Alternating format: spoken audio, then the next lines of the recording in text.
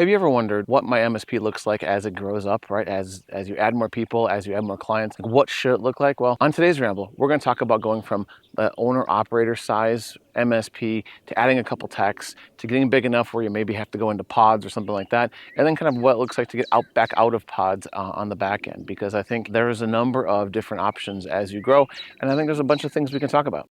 When I started at my most recent MSP, it was largely a bunch of techs with a middle management layer starting to get built out. And over the course of my tenure there, we did a number of different things. We started, again, kind of this big bunch of techs with a project team and that kind of thing.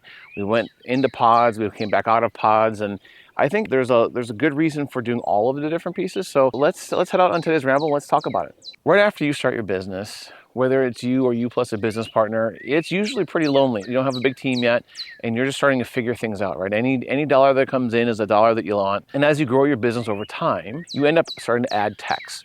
Usually you hire one of two different people. Either you hire sort of a junior technician, kind of a early stage MSP tech, or you hire somebody who is well qualified. They're like a solid level 2, level 3, something like that, where they can just kind of do all the things. Most MSP business owners end up hiring a couple capable level 2 techs as their first couple hires because they don't have to supervise them all that carefully. Supervising engineers is not a thing that they have a ton of time for. They would rather let those engineers kind of do their thing, and I think that makes a lot of sense. At this stage, oftentimes what you'll see is each tech is kind of assigned their own clients, and for the most part, they just kind of work with those individual clients, and they do all the on-sites. They go out and they work on their projects and those kinds of things. They kind of handle all of the things, and the owner starts to shift kind of into a little bit more of an account management role. That's a pretty common thing for when you're in that 1 to 3, 1 to 5, somewhere in there, that range. It's very much kind of figured out as you go, and that's appropriate for that size of business. In this smaller stage, everybody basically reports to the owner, and that makes the most sense. The next stage or level of your company is that 5 to 8, 9, somewhere in there range techs. And a number of things happen here. First, as an owner, you are looking to hand off a lot of the technical day-to-day stuff. You no longer have time to deal with a lot of client issues.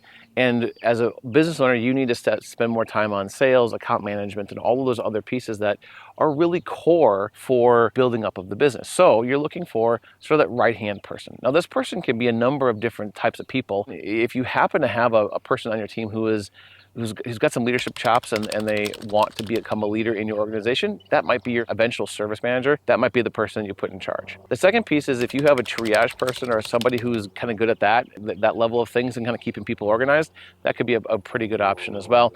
The third option is sort of what I like to call like the office grown-up or the office parent, where it's someone who is just a little bit more organized, a little bit more mature than the rest of the organization, and they can kind of keep people sort of doing the right thing at the right times. But it's not super structured. It's more of a honorary title or more of a just a kind of the person who just you kind of run things through. That frees you up from having to do all of the things and worry about the tech stuff, and you can kind of like separate a little bit at that point. You still might get involved in client issues. You still might do some tech work here and there, but for the most part, you're stepping further and further away from doing that kind of work.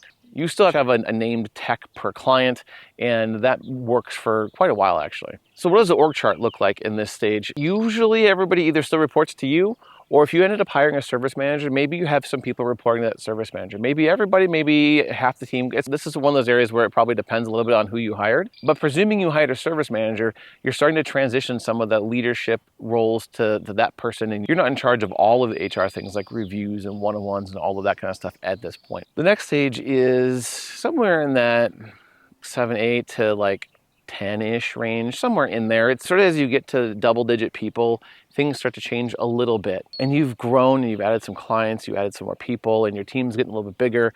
It's definitely more than one person can manage. So as an owner, at this point, you definitely need to hand off some of that management and leadership, because it's pretty tough to have 10 direct reports and run a company. This does not make for a great work-life balance for you as the owner, and probably not a great employee experience for your team, especially as for things like one-on-ones and reviews and those kinds of things. So here's where you definitely bring in some version of a service manager. If you don't have one by now, you got to go find one. In this stage, your team is run by someone who's not an owner, someone who's running the show from a day-to-day operational perspective. You hire a dispatcher by now, right? When you're in that 10-ish employee range, you need a dispatcher. You need someone to kind of help keep those tickets on track and make sure they're making their way all the way through the process as designed. And you probably have 5 or 6 engineers that are doing a bulk of the work. You might have a level 1 or 2, and then kind of everybody else is sort of like a level 2, level 3. By the time you're in that 10 employee range, your org chart looks like, owners up at the top, you have your service manager, next in line,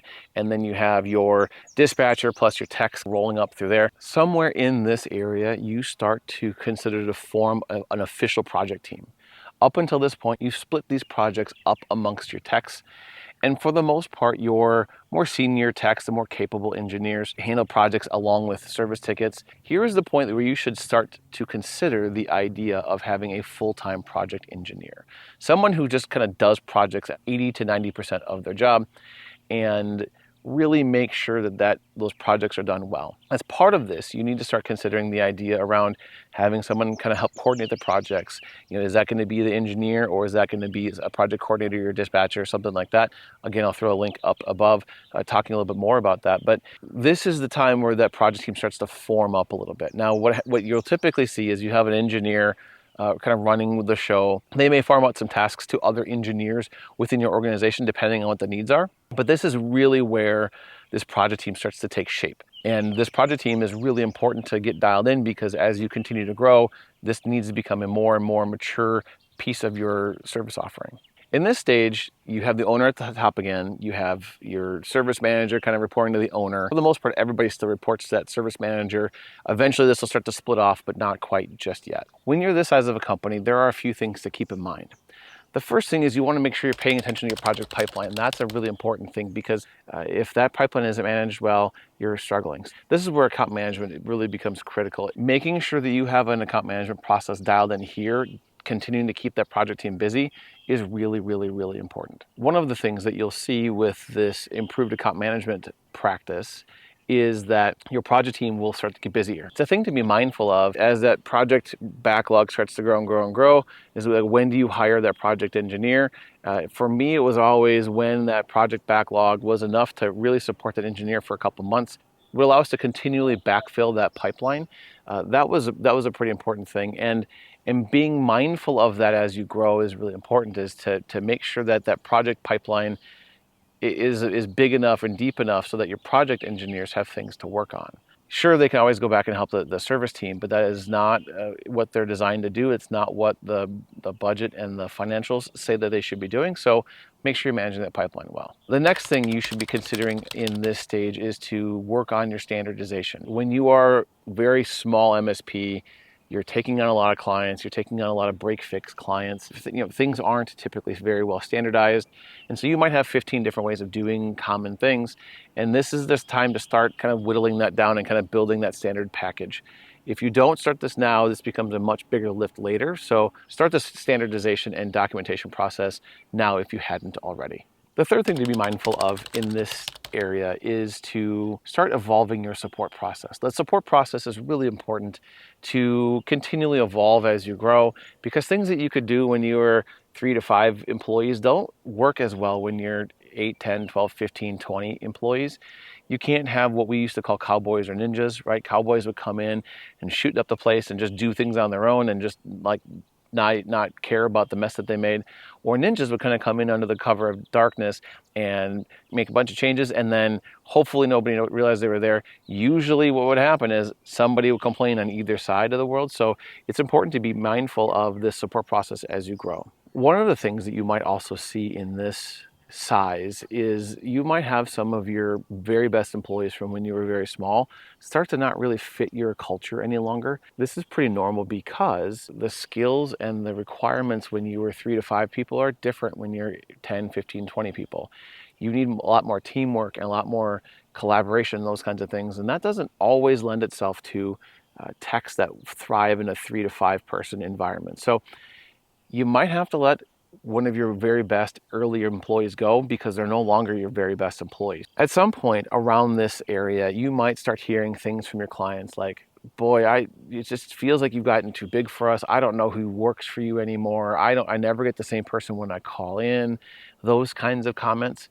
That's a sign that says that your company is struggling a little bit on their standardization and those kinds of things, because what they're telling you is that they missed their guy or whatever that happens to be.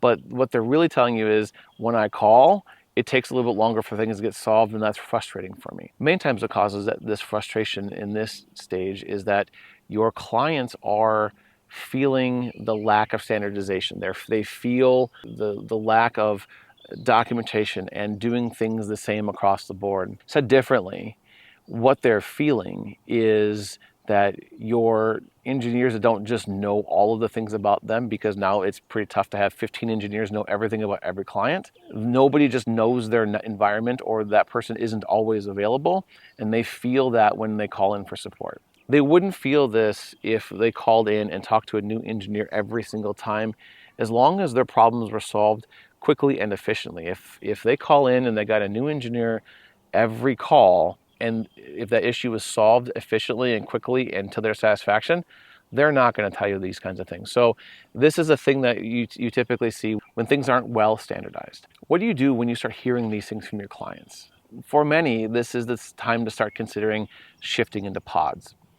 Pods basically means that you take a section of your team and you make them their own little almost mini company within your organization, and you do that 2 or 3 or 4 times. What's in each pod is a level 1, or level 1, a level 2, and a level 3, or something like that. A couple level 1s and a level 2. It sort of depends on who's on your staff, but the idea is that pods can be great from an end user experience, right? It brings back that smaller, more intimate feel, because the team knows a lot more about their particular account. There are a couple challenges with the pod structure though, and I'll do a whole video on pods later, but there are 2 things about pods that are a little bit of a challenge from my experience. The first one is, when you want to add another pod, you have to add a number of new techs. The best way to do that is, as you add more clients, you add them to the existing pod structure, you hire some more people, and you eventually kind of break them out into their own pod. The problem with that is that requires very consistent forward momentum on your sales, whether that's an owner, whether that's you have a salesperson at this point. Those kinds of things require that consistent client growth over time. If you don't have it, it's going to be really hard to add a 3rd or a 4th or a 5th pod, depending on the size of your company. The second thing here is that if you don't start standardizing and documenting the heck out of your client networks, you're going to be stuck in pods forever. If you want to stay in pods forever, cool.